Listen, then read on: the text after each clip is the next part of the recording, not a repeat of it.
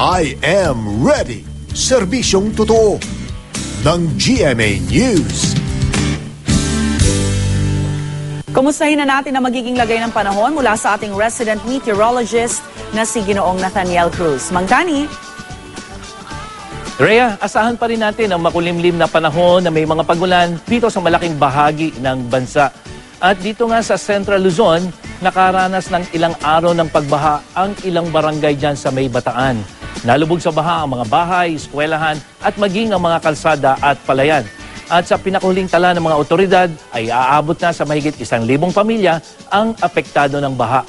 At sa mga kababayan po natin dyan sa Bataan, magiging maila pa rin po ngayon ang araw dyan sa inyong lugar dahil dito po sa ating forecast para ngayong araw na ito ay mataas pa rin po ang posibilidad ng pagulan ngayong umaga, bahagyang bababa sa tanghali, pero muli po 70% na naman ang tsansa ng pagulan mamayang gabi. At tatagal po ang ganyang klase ng panahon hanggang weekend po dyan sa Bataan, Biyernes, Sabado at Linggo ay patuloy po kayong makakaranas ng mga pag-ulan. Pero yun po ay hindi naman yung malalakas kung hindi mahina dahil po sa unti-unting paghina ng hanging habagat.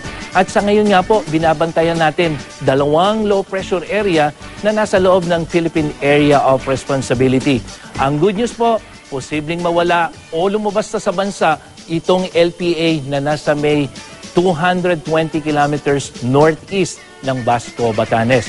Pero mga kapuso, malaki naman po ang posibilidad na maging ganap na bagyo itong isang LPA na nasa katimugan ng bansa. Yan po ay 430 kilometers east of Hinatuan City, dyan sa Surigao del Sur. So ito pong 2 low pressure area na ito po kahit bahagya ng hihina o lalabas ng ating Philippine Area of Responsibility, ay posible pa pong makaapekto dito sa May Luzon.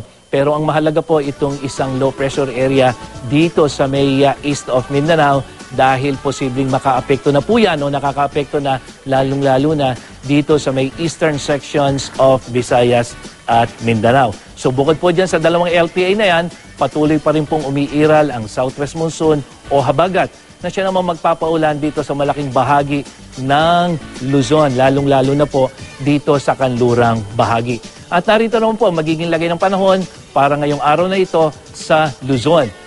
Nasaan po natin ang unti-unting mas magandang lagay ng panahon dito sa Luzon kasama ang Baguio, Lawag, pero may bahagyang pag-ulan pa rin dito sa Southern Luzon kasama na po ang Metro Manila.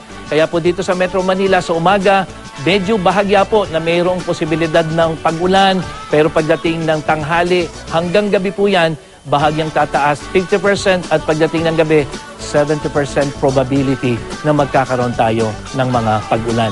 At para naman sa mga kababayan natin sa Visayas, may mga pag-ulan pa rin po, Boracay, dyan sa Bacolod, Cebu, lalo na po dyan sa may silangang bahagi ng Visayas na mayroong malaking posibilidad ng pag-ulan.